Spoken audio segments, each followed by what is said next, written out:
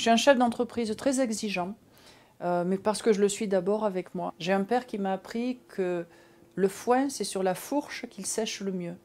Et quand on a dit ça, on a tout dit. Ça veut dire que c'est le travail, et le travail bien accompli, qui fait que l'on peut avoir des résultats derrière. J'ai commencé à travailler lorsque j'avais 19 ans, parce que, après un bac B, sciences éco, parce que je voulais démarrer dans la vie et que les études, c'était pas du tout ma tasse de thé.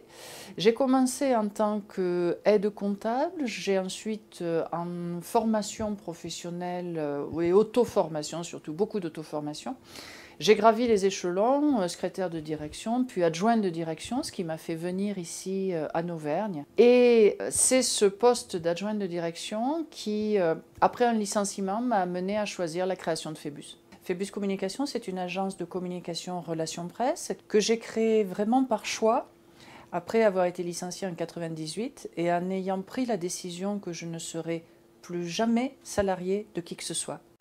Créer une entreprise en France aujourd'hui, c'est vraiment d'une simplicité totale.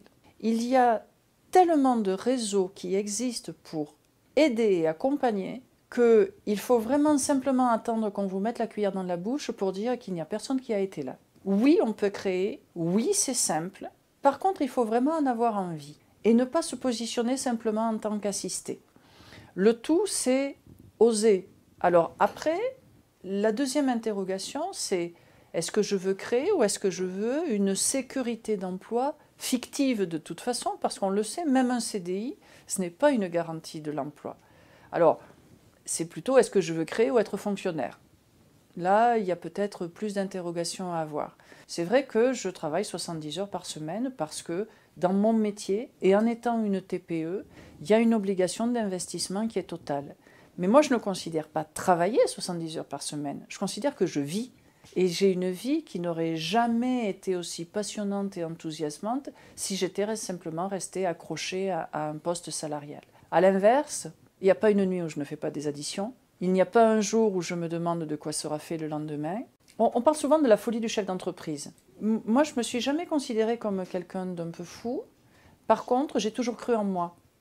Et si le chef d'entreprise lui-même ne croit pas en lui, déjà, il a un certain nombre de questions à se poser.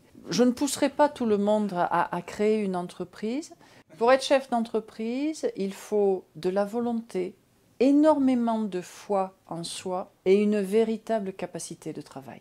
Beaucoup de créateurs de TPE créent pour créer leur propre emploi. Ce n'est pas une tare de créer son activité, c'est même plutôt honorable, c'est-à-dire ne pas être dépendant simplement de Pôle emploi ou d'un simple RSA, mais avoir envie d'être maître de sa vie, de l'assumer et de prendre ses responsabilités.